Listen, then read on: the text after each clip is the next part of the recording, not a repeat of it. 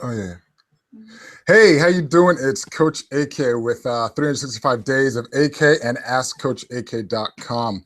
On this episode webinar, we have an amazing guest, a great friend of mine, Steve Todman, and we're going to be talking about really harnessing and really having a great and productive 2016. And hopefully it is January 2nd that your New Year's resolutions are still going. If you don't know Steve Todman, a great guy, he is a best-selling author, physician, magician, hypnotist, and a mindfulness coach. He can even curl his tongue. Some interesting stuff about him.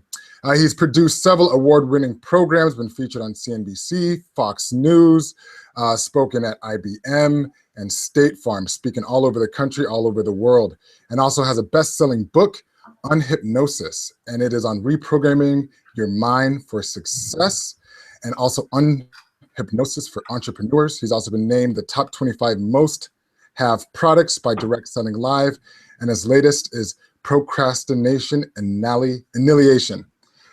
He's also performed and coached some of the top celebrities and movie stars such as John Gray, Sean Anker, and the legendary Zig Ziglar. You can also know from Mark Victor Hansen, the author of Chicken Soup for the Soul, calls Steve Todman an enlightening physician dedicated to helping the entire world, and his amazing talent as an entertainer and powerful communicator.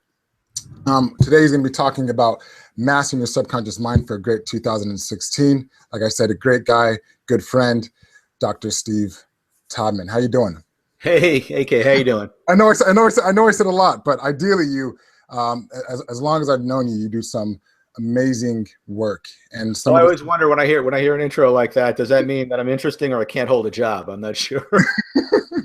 Well, but, yeah, absolute pleasure. I'm really glad we're doing this.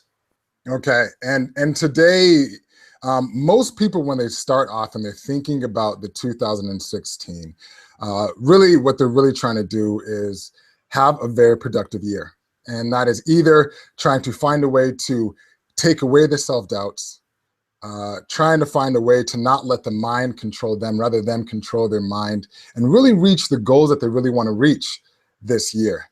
And who better to talk to than Steve Todman?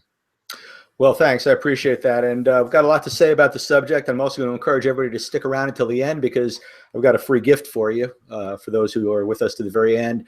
We'll go into a little slideshow that will answer some of those questions. But before we do, I think just kind of on a personal note, it's important for us to kind of talk about our own journey. And for me, it's been all about creating systems for myself that keep me in action, because it's really easy to have the best intentions and then just have them fall away and not follow through on what it is that you expect to do. And I think we set up a couple polls here. Why don't we just try these out and see if this works? I'm gonna hit one of these polls, and we'll do this. Okay, I'm gonna load this poll.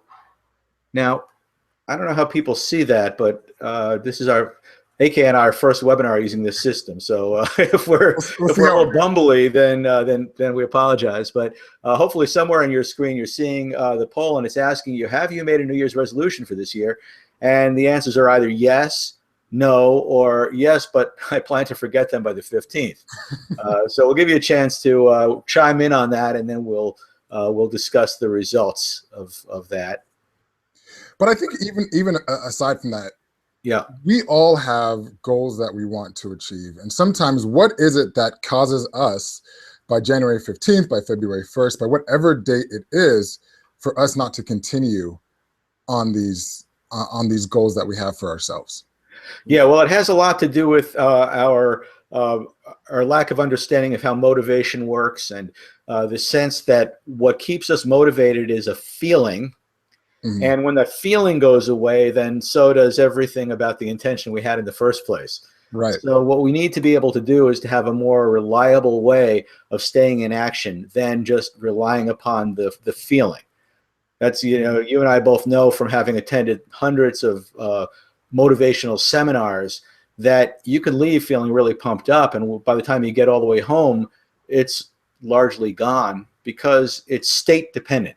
That feeling is dependent, or that action level is dependent on a state of mind that's very difficult to sustain. So we want to dig a little deeper and find a more effective way of keeping people in action for a longer period of time. Does that make sense? Yeah, and I think what's really powerful, that what I've always liked about the work that you do, and I've sat in some of your shows and some of your talks, and some of the talks that I've been to, motivational talks, sometimes it's really motivating, it's really exciting, but what they always forget is the takeaways.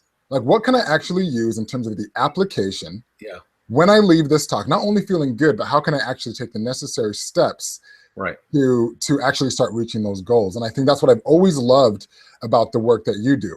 You give applicable steps to reaching those goals. And hopefully today, that's exactly what you're going to be providing. Well, that's the plan. And I promise you that you'll have more of an understanding of the subject matter by the time we finish this. And this is going to be a brief webinar for those of you who are wondering. This is going to be a 30-minute webinar, no more. So hopefully you'll get some really tight, powerful takeaways that will move you to the next step, to the next level of your ability to impact your year, to be in control of your life, to be in control of your emotions. So let's get right into it then. Why don't we do that? Let's jump in. So I'm going to go ahead and see if I can bring up a keynote presentation here. Now, can you see that? Or do I have to share my screen first? I might have to share my screen first to make that work. Okay. Is that the way that works? This is, again, we apologize for bumbling through this process. So I need to do a screen share moment, and then I can get you guys looking at what it is. Entire screen. Okay. Yeah. Share.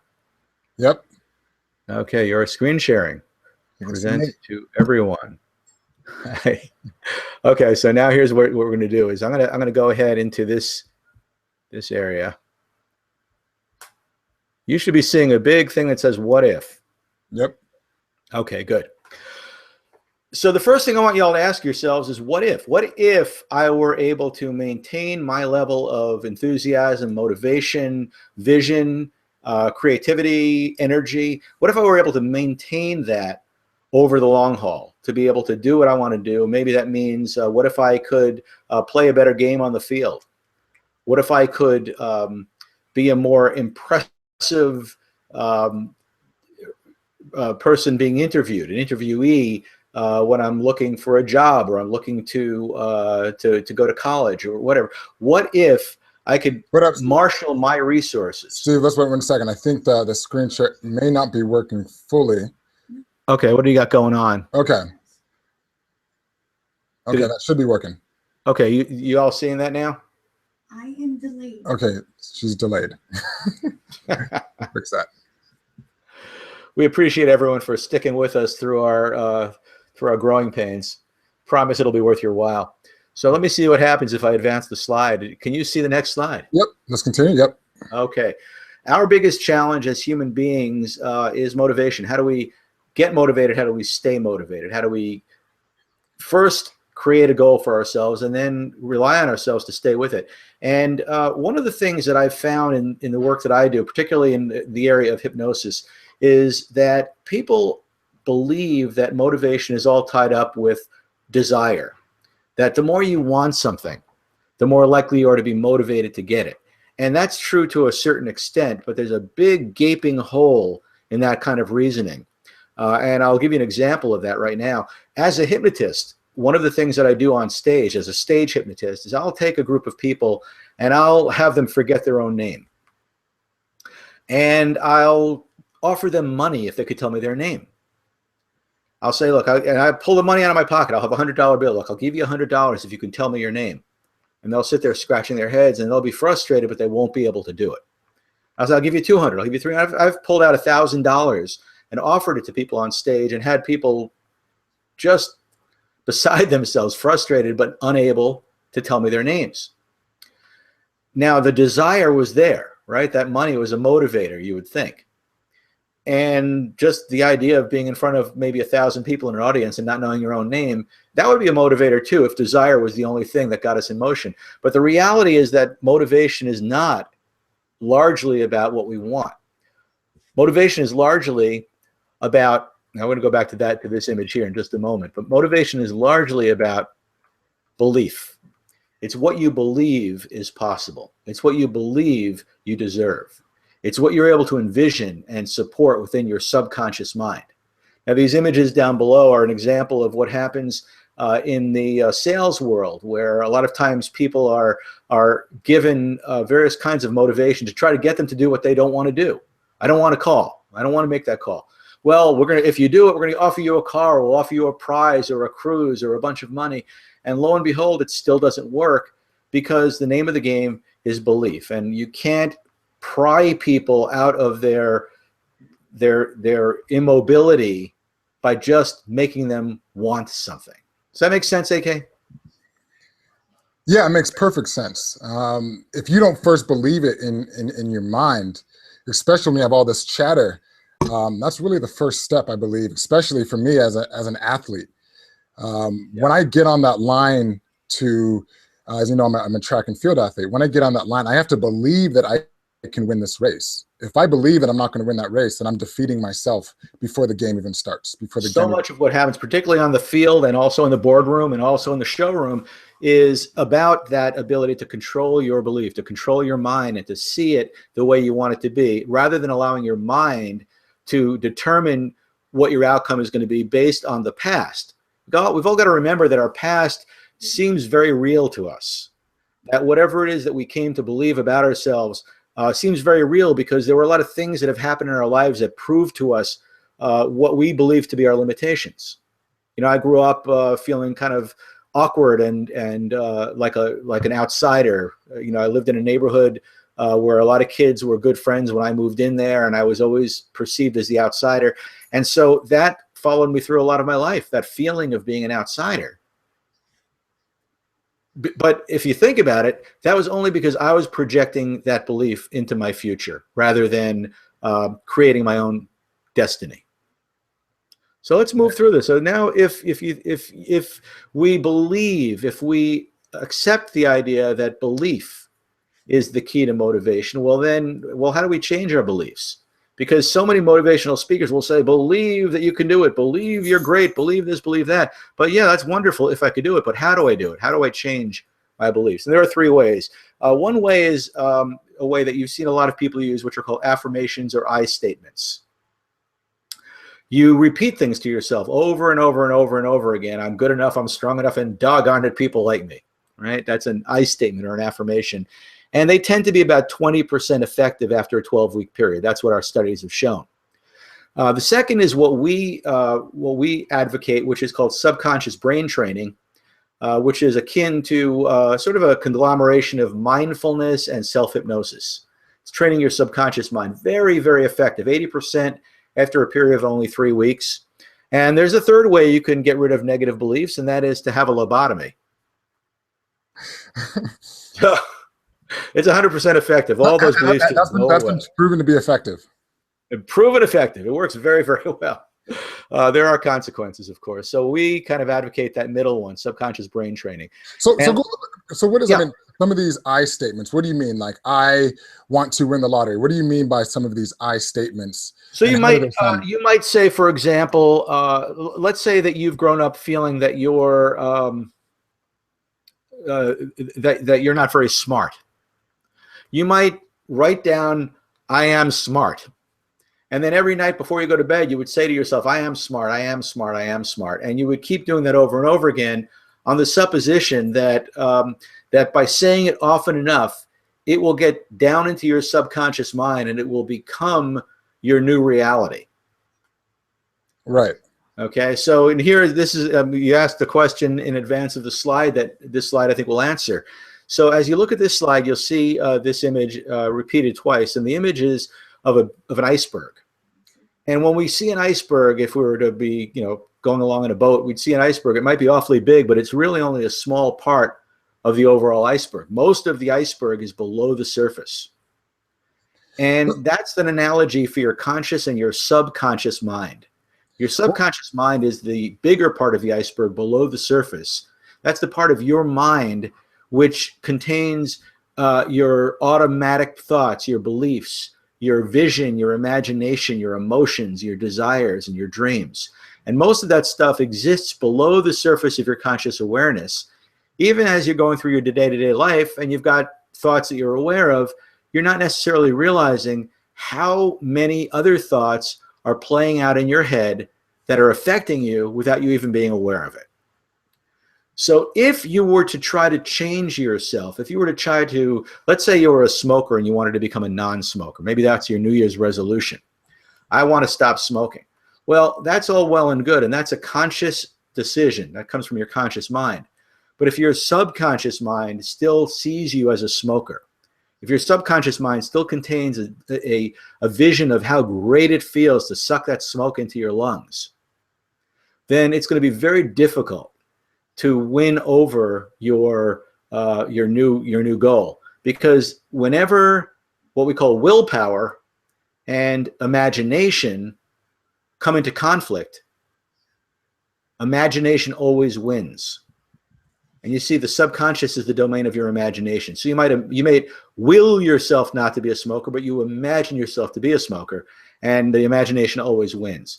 So with affirmations, what we're doing is we're pummeling the conscious mind. We're saying something over and over and over again in the hopes that eventually, if we say it long enough and loud enough and often enough, eventually it's going to make its way down into the subconscious mind. In other words, we're going to break through to the subconscious by sheer force of will, sheer force of habit. Is this a one-time thing? No, it's the sort of thing that people tend to do over and over and over again. Now, what'll happen is if you're very diligent and you don't give up, eventually you'll probably start seeing changes, and those changes can become permanent. But most people do give up because it's a slow, tedious, arduous process with a lot of negativity. You see, here's what happens. You start saying to yourself, I'm smart. And that subconscious voice says, no, you're not. And you say, I'm smart. And that voice says, no, you're not.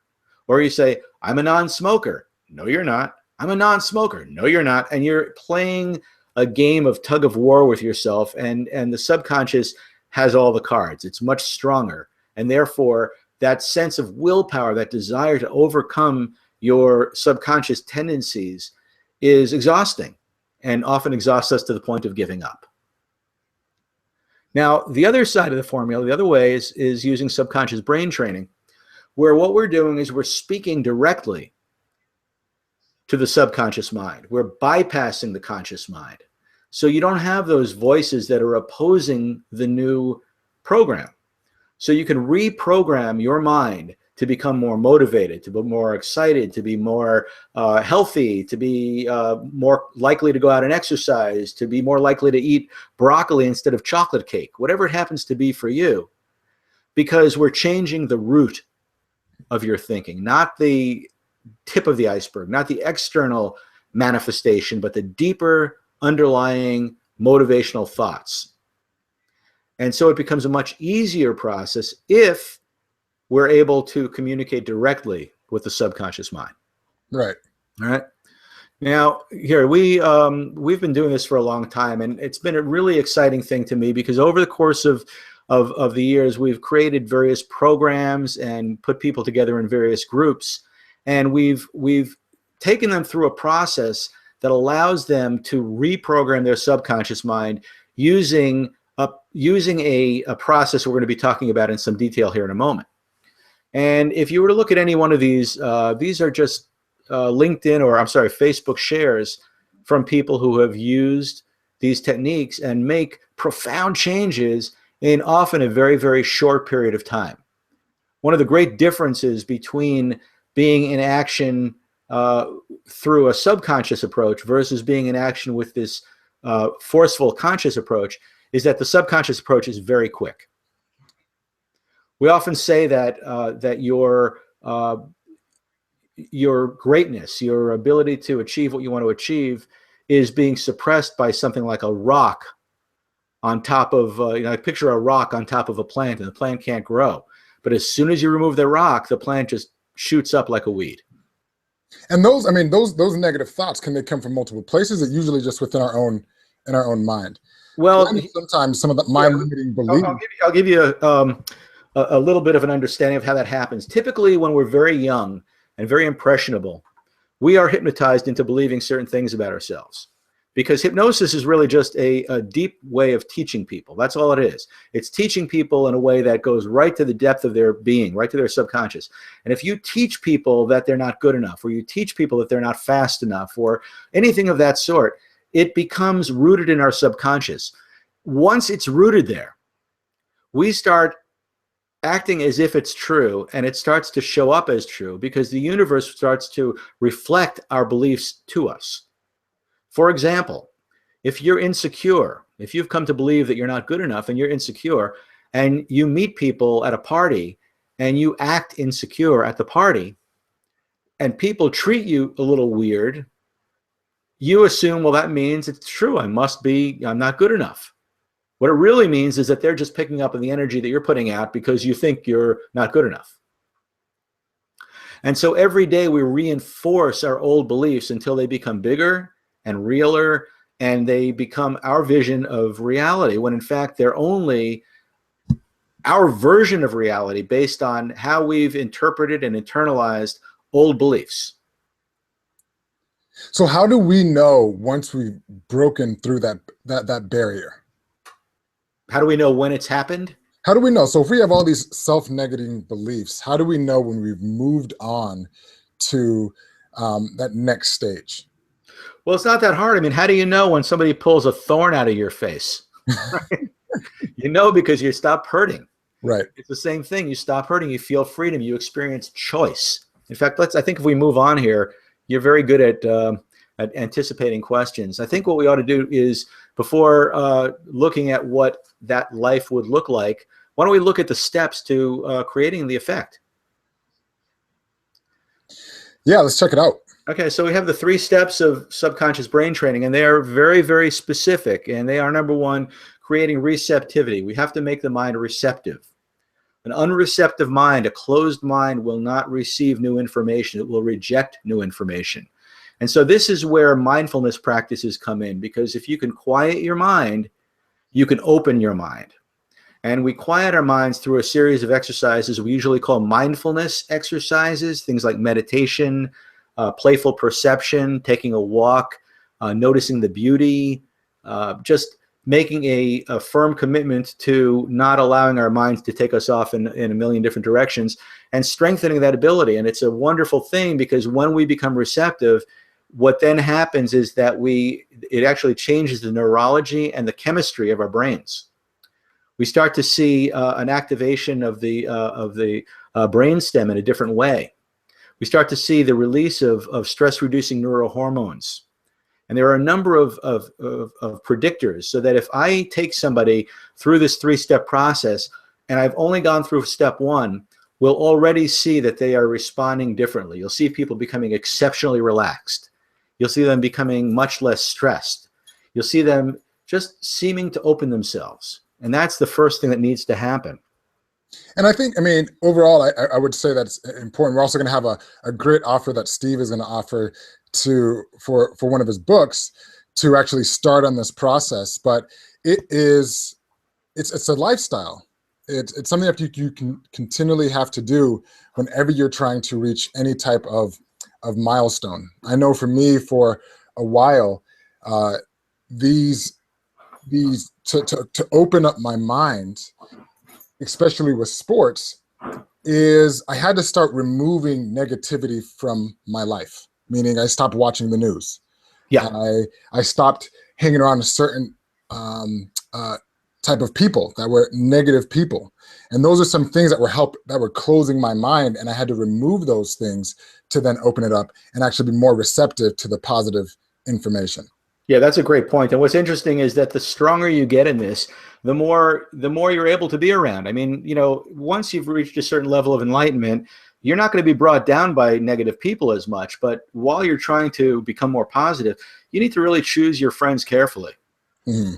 Yeah. So silence is really at the heart of this, being able to quiet your mind. And we often say, get out of your head and into your body. And that's one of the things that we teach people how to do, is just shutting off the internal dialogue, getting down to the area of silence. What happens is that silence in and of itself produces all these kinds of changes. And this is an answer to your earlier question. How do you know when you've overcome some of your stuff? And it's because You feel more lighthearted. You have a better sense of humor. You're happier, more energetic. You find yourself seeing beauty around you. You're sleeping better. You can connect with people better. You can influence people more effectively, which makes you a good leader. People start to notice that you have a certain kind of magnetism or charisma about you. And you start having better control over things in your life, like your weight and your motivation and your stress level. And yes, you even have a better love life. So we call that the awakened mind. It's when your mind starts waking up, when you stop living out of habit and old mental patterns. So that takes us to the second step of the process, which is eliminating negative programs. Now, a lot of people try to eliminate negativity from their lives by trying to force it away. It doesn't work. You know, a lot of times you'll find people who say, I've got to stop being so negative. Or they'll say, I can't believe I'm such an angry person. But they're angry at the fact that they're angry. Or they're anxious about the fact that they're anxious. So you can't force these things out in that way. You've got to do it through a particular state of mind. Once you achieve a particular state of mind, then you can eliminate negative programs because you're not attached to them. It's a process called detachment or non-attachment. It's where you can see these things fall away or shed themselves from you. And again, this can happen very quickly. For example, if I'm on stage with hypnotic subjects and I decide I'm going to help them get rid of a fear or a phobia, and I have them envision the thing they're afraid of, and then I have them take the feeling that that causes, and instead of looking at the thing they're afraid of, have them look at the feeling in their body. What does fear feel like inside of me? And then I have them imagine that that feeling inside of them is like a bundle or a package taking up space in their body. They could eventually get to the point where they can envision a bundle that's a big package of fear inside of them. And they could then envision themselves throwing it away. And lo and behold, when they wake up from that state, the fear is gone. The phobia is gone. It happens often in an instant because they're not attached and because they have a way of using their imagination to support the change rather than using, again, their willpower. And then, so now, by the way, so the first one we said was rooted in silence. The second one is rooted in symbolism. We create that bundle or package. That's a symbol. And we throw it away. That's a symbol. It's a metaphor for what's really going on. But somehow our minds are very affected by symbols. And so we symbolize the negativity and we throw it away. That's in a symbolic way. It's a ritualized way, but it works. Give like an example.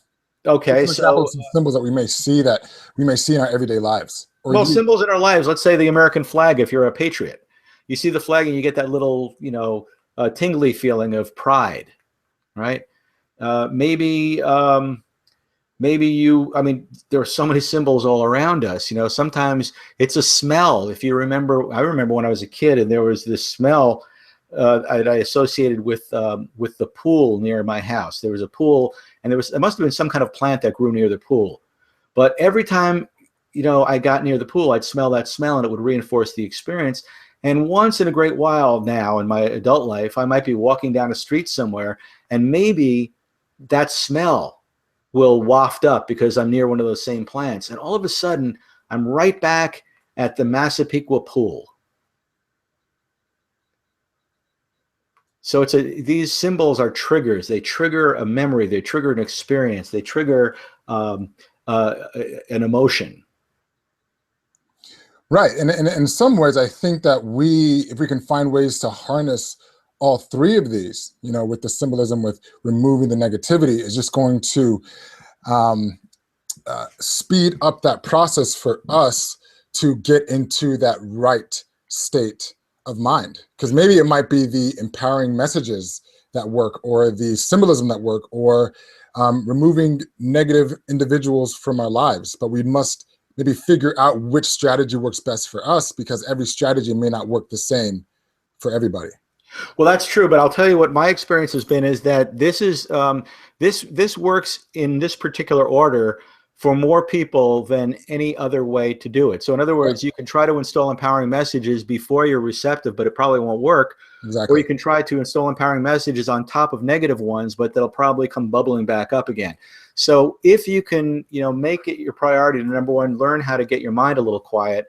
Number two, how to release things symbolically. And then third, that's when you use your imagination to install empowering messages, where you start exploring what it is you want to believe, and you start taking charge of that. You start absorbing messages that are valuable in your life. That's where being around good people can be really helpful, because they'll probably tell you good stuff. Right.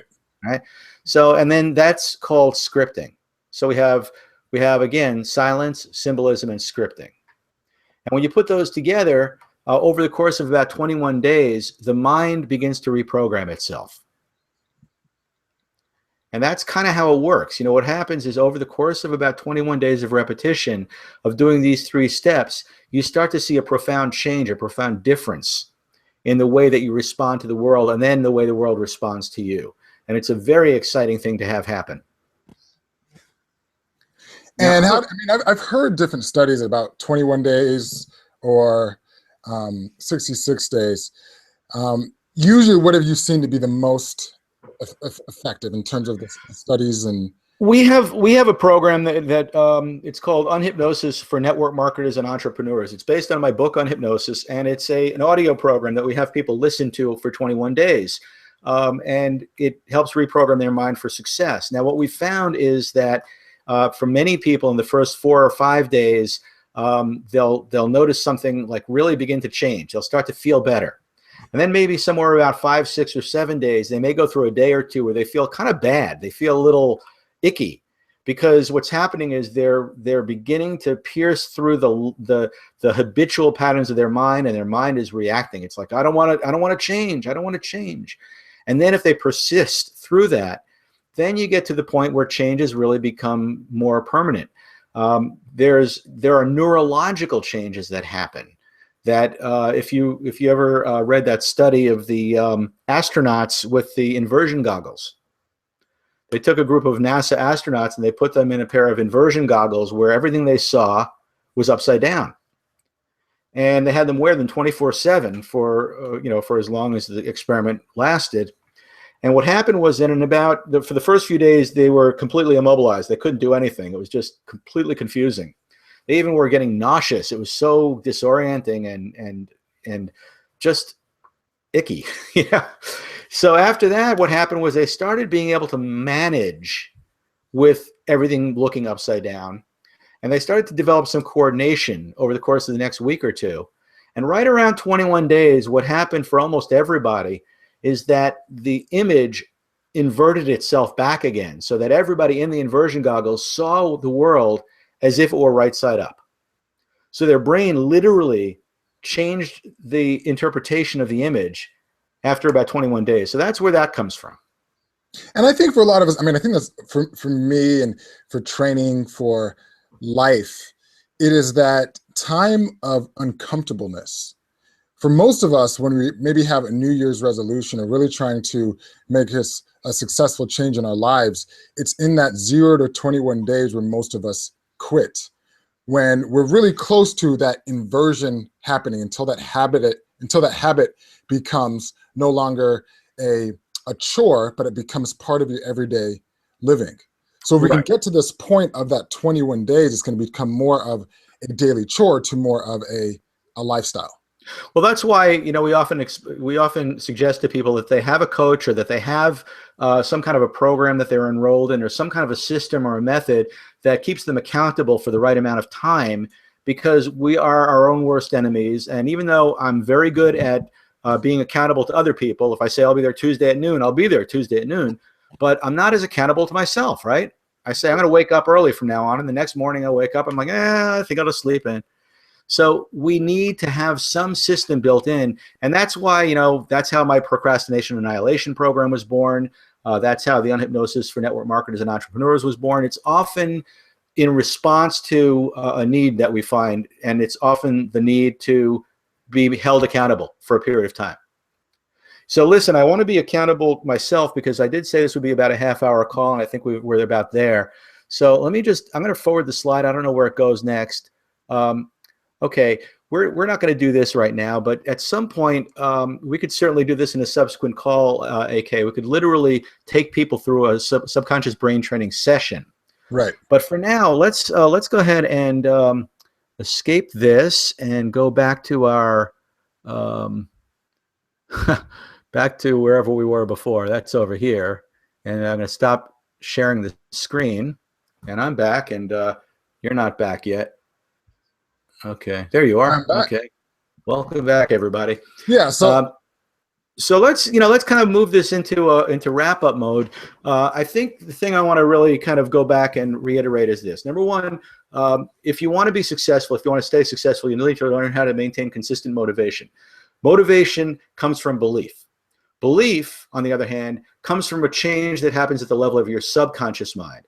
And making that change requires 3 steps, which are silence, symbolism, and scripting. In other words, to start out by becoming receptive, then releasing the negative, and then re-scripting the positive messages. And this is a system, and it's a process.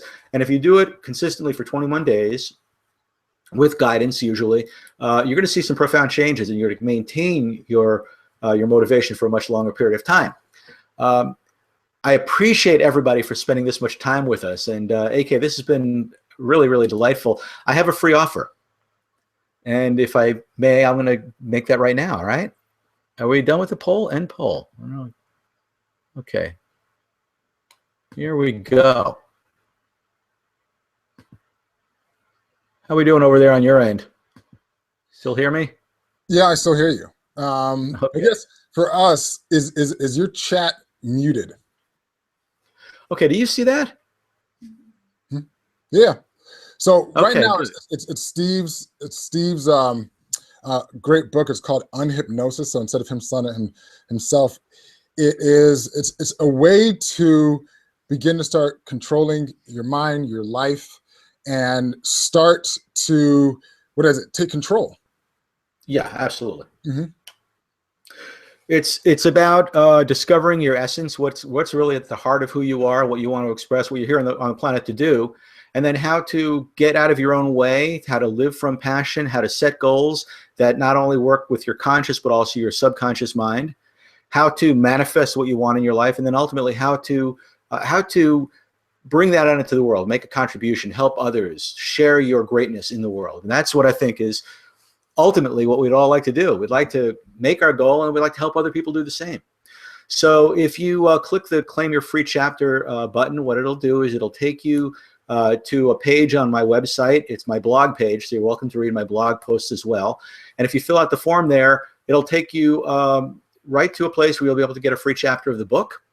And I hope you enjoy it. And once you've signed up, you'll be on my mailing list. You could always unsubscribe, but if you stay on my mailing list, you'll get periodic tips. And from time to time, we've got an interesting offer to make, and we'll send that your way as well. So, yeah. Yeah, and I think for this, I just want to say thank you, Steve, for just sharing your guidance and your expertise of what you've shared literally all over the world, this message, and trying for individuals to live the best version of themselves. And sometimes the best version of ourselves is we can see it, but we don't know the steps to release all that junk in our mind, what's holding us back to get there. So just thank you. I'm sure this will not be the last time. We'll be connecting on multiple times because you have so many tips, so much experience that I think can really cause people to live the best lives they can possibly live. So thank you so much. Thanks a lot, AK. Take care, guys. Everybody. Until next time.